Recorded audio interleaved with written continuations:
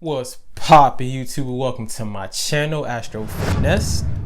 It's your boy Lil Finesse Jiggy Hippie back with another video for y'all. And in this video right here, I'm about to start a whole brand new series.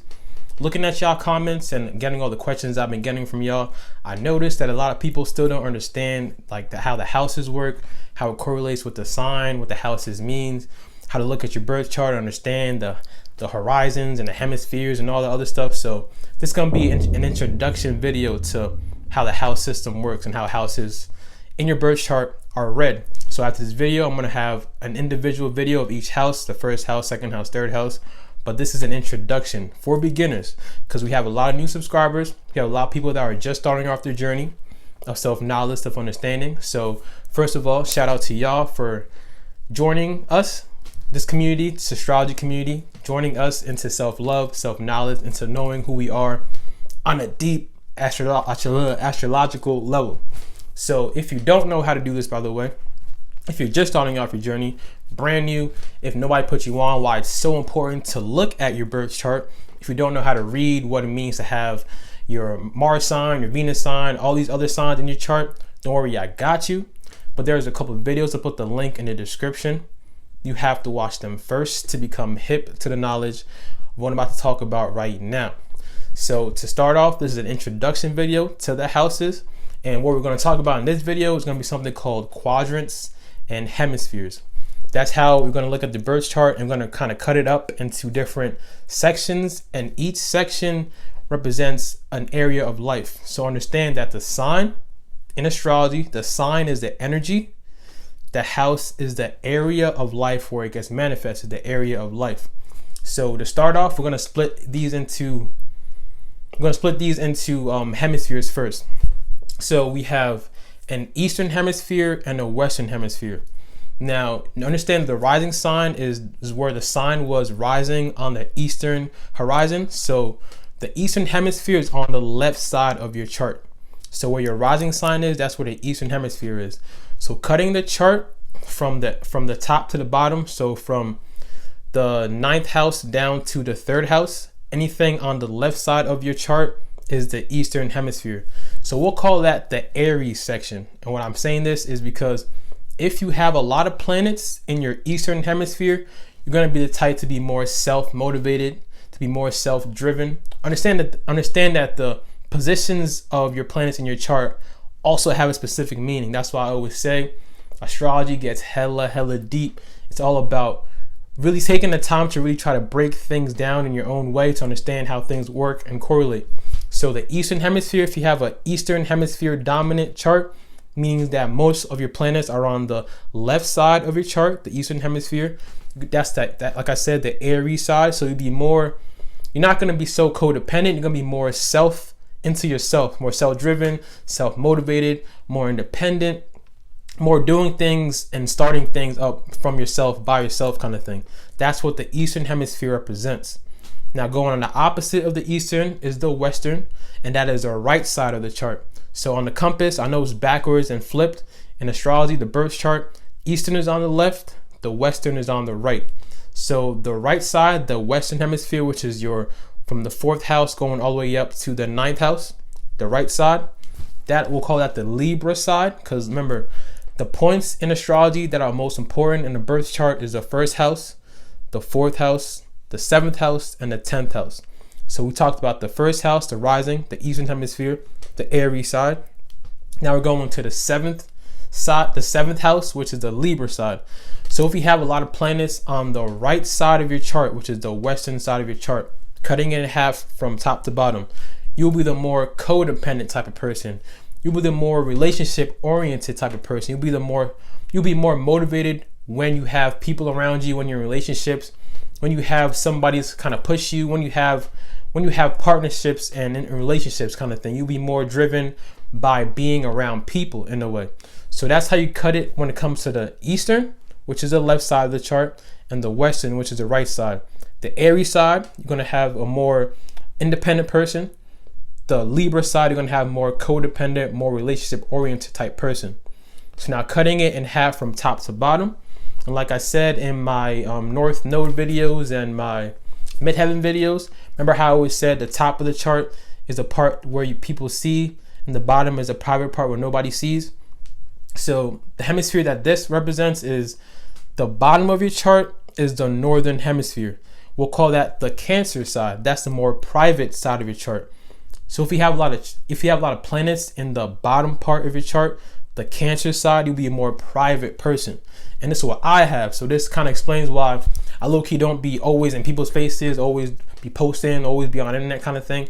I be more low-key, more private. If you have a lot of planets in your private side of your chart, you'll be a more Cancer-esque, not Cancer energy, but the Cancer as in the private part of Cancer, as in more homey, more homebody, more family-oriented, more private, more inner. And when we go into quadrants, we're gonna break that down even more. But understand the northern hemisphere, the bottom of your chart is the more private part. If you have a lot of planets on the top of your chart, which is the southern hemisphere, like I said, is flipped. So southern is on the top. That is the more, we'll say, Capricorn-esque. That's the Capricorn side. That's the, the want to be, the reputation to be upheld, the public recognition. You're more driven to want to be recognized in public. You want to be out there. You want to be seen. You want to be represented. You want to be you want the public to see you. That's where people see the top of your chart. So the northern side, the bottom of your chart, Cancer energy, northern hemisphere is a private. The southern hemisphere is public, where people see. The eastern hemisphere is Aries side, it's the more independent. And the western hemisphere is the more codependent, the more partnership-esque, and the more relationship oriented. So just generally looking at your chart, just look at it and see where the planets are more positioned. Is it more on the left side? Is it more on the right side, the top, or the bottom? And that'll kind of give you a general understanding of, okay, so I'm a more private person. I'm a more outgoing, more public person. I'm a more relationship oriented, or I'm a more codependent person, or I'm a more very independent, very to myself, very self-motivated person. So those are the 4 hemispheres. So now we're going to break that down into quadrants. Now quadrants is very important. So quadrants, we have 4 hemispheres, we have 4 quadrants. Now the first quadrant is the house number 1, 2, and 3. That is on the bottom. That is on the northern hemisphere. So that's on the Cancer side. So it's going to be on the more private inner self side. And quadrant 1 is on the Aries side when it comes to the western and eastern hemisphere. So it's more of the self-motivating, more of the Aries energy kind of thing. So the quadrant one is like your personal identity. That's the first house, which is the Aries, house of Aries. Second house of your values. Third house is how you speak and how you think. So that is your personal identity. Quadrant 1 on the left side of the Aries side, on the bottom of the hemisphere. So on the Cancer side, so your personal side, your personal expression.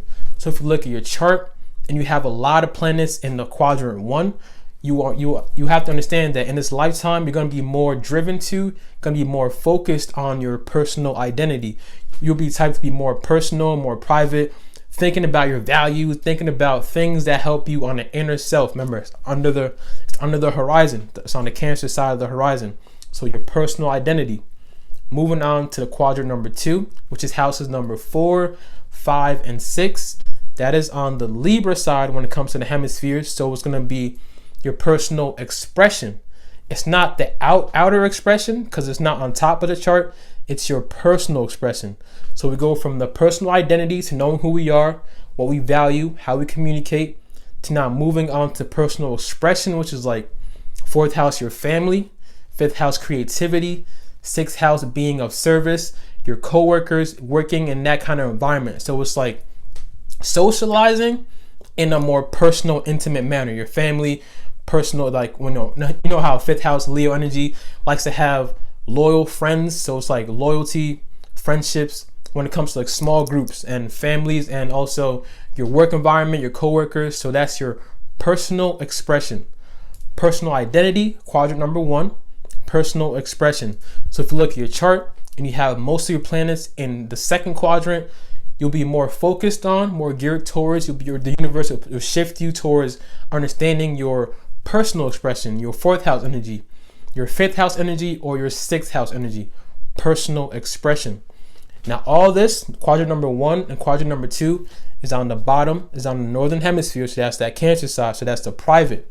So this is going to be expressed privately. This is your private energy. Now moving on to quadrant number 3, that is house number 7, 8, and 9. That is on top of the hemisphere. So that's more of the outwardly, the more public, the more what can be seen energy. And that is going to be your social identity. 7th house, 7th sign is Libra. That's relationships and marriages and partnerships. 8th house, how you merge on a more intimate, deep, scorpionic level. 9th house, like your belief and like what you truly believe in a higher power, and like whatever kind of thing you believe in when it comes to the higherness, the higher learning and higher knowledge of life. So quadrant number 3 is your social identity. It's how you interact with people socially and identify yourself socially. And it's on the right side of the chart, which is the Western hemisphere. So it's going to be more, codependent, more relationship-esque, as in like wanting to be together as relationships, or 8th house, intimate, deep, scorpionic relationships, or things like that. So that's your social identity. And when we move from the social identity to quadrant number 4, that is your social expression. That is house number 10, number 11, number 12. That's quadrant number 4. And that's on the left side, on the Aries side. So understand that that's also more of the self-motivating, more of the self-giving, more of the self-caring, more of the wanting to own something for yourself. So people that have strong 4th quadrant energy will be the ones that want to be in the public eye. They want to express themselves publicly, but they want to own something, or they want to do it individually, or they want to have their own go-getter energy, their own go-getter-esque type of energy to do something socially. 10th house Capricorn, that's that work, that's your career. 11th house Aquarius, that's the connection with friends. 12th house, that's the spirituality. And now you will see 12th house is in there. You might say like 12th house is not really independent, because say Pisces likes to be with other people all the time, or likes to merge energies and very spiritual. But understand that Pisces, the 12th house energy, likes to isolate themselves a lot. They like to really be into their own spirituality, into their own, like I said, the Aries side, the Eastern hemisphere, which is the Aries side. They want to be in their own world, their own thing. So that energy falls in that quadrant number 4. So like I said, we're going to go over it again. First quadrant, self-expression, or your self-identity. Who are you? First house, your rising sign. Who are you? Second house, your values. What do you value? Third house, how do you speak? How do you think? Self-identity. Who are you? Quadrant number 1. Quadrant number 2 is how do you express yourself? Your self-expression in your family, your creativity, your coworkers, how to be of service to people in a private manner. It's under the hemisphere. It's on the northern hemisphere, that Cancer side.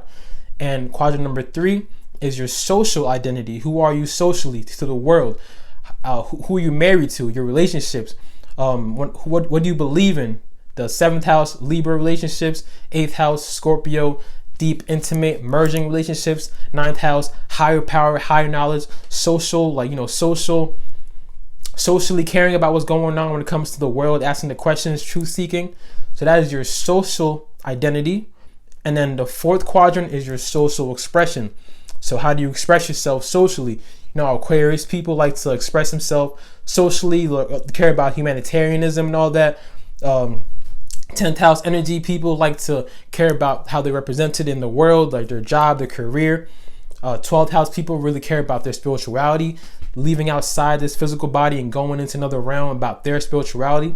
So understand that this is just the basics of understanding the quadrants. So look at your chart and see where more planets are positioned. Is it on the bottom of the chart? Are you more private? Is it on the top? Are you more public? Is it in the first quadrant? Are you going to be the type to be more focused on yourself and your self identity? Are you going to be the type to be more focused on your self expression? Are you going to be the type to be more focused on your social identity or your social expression? Quadrants and hemispheres are very important to understand. That's like the basics of how quadrants and hemispheres represent in our birth chart. And like I said, This is an introduction video to the houses. I'm gonna go on to my next video. Is gonna be on house number 1. I'm gonna break down what the first house in astrology means, and I'm gonna go on all the way down to 12. All in all, though, like I said, understanding the house system in astrology, understanding how houses work, understanding where planets are positioned, understanding the aspects, and I'll get into that in the future, understanding the transits, all these things make astrology go into very more deep and precise manner. It's not all about knowing your sun sign. It's really knowing about who your personal chart is, how your chart is looking. It's not about comparing yourself and trying to be like somebody else. You're looking at your chart and see where your life is going to be, how your life is going to manifest in this reality. See what kind of energy you're supposed to be more prone to focusing on in this reality. But I don't want to talk too much. I'm going to stop it right here. Like I said, appreciate all y'all for real. We back to regular scheduled programming. If you haven't subscribed yet, go ahead and handle that one time for your boy. Don't forget to drink your water, mind your business, and be safe out here. It's your boy, Lil Finesse Jiggy Hippie. I'ma see all y'all when I see y'all. Peace.